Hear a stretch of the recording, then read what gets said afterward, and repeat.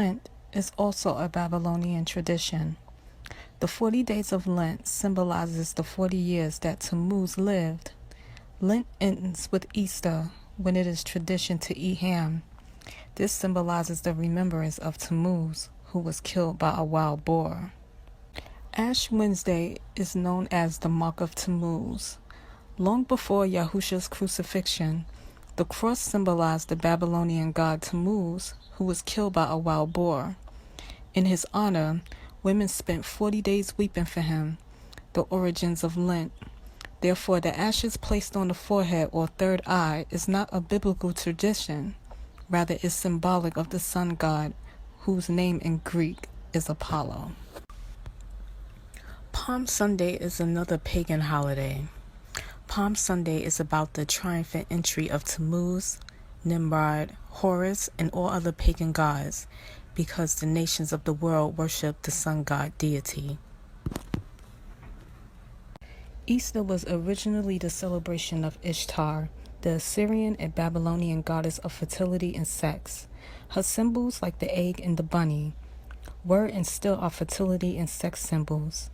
Or did you actually think eggs and bunnies had anything to do with the resurrection? After Constantine decided to Christianize the empire, Easter was changed to represent Yahushua.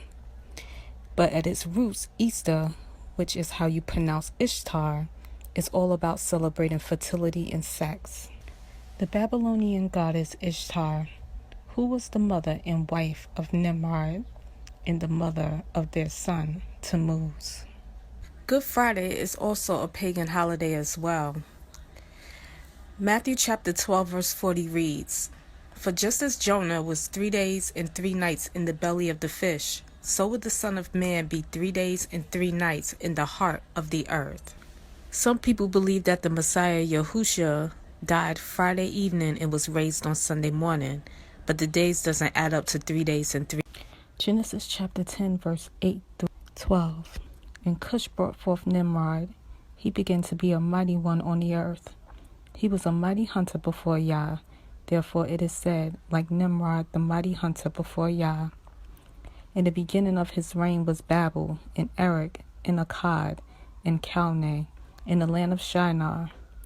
From that land he went to Asher, and built Nineveh, and Rehoboth, and Calah, and Resen between Nineveh and Calah, the great city. Ezekiel chapter 8 verse 12 through 15. Then Yah said to me, Son of man, have you seen what the leaders of Israel are doing with their idols in dark rooms? They are saying, Yah doesn't see us. He has deserted our land. Then Yah added, Come, and I will show you even more detestable sins than these. He brought me to the north gate of the temple, and some women were sitting there weeping for the god Tammuz. Have you seen this? He asked. But I will show you even more detestable sins than these. Jeremiah chapter 10 verse 2. Thus said Yah, Do not learn the way of the nations, and do not be awed by the signs of the heavens, for the nations are awed by them. Leviticus chapter 11 verse 7. And the pig, though it has a split hoof completely divided, yet it does not chew the cud, it is unclean to you. Exodus chapter 20 verse 4 through 5. You do not make for yourself a carved image, or any likeness of that which is in the heavens above, or which is in the earth beneath, or which is in the waters under the earth. You do not bow down to them, nor serve them, for I, Yah, your father, am a jealous Yah, visiting the crookedness of the father on the children to the 3rd and 4th generations of those who hate me.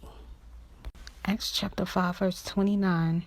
And Kepha and the other emissaries answering said, We have to obey Yah rather than men.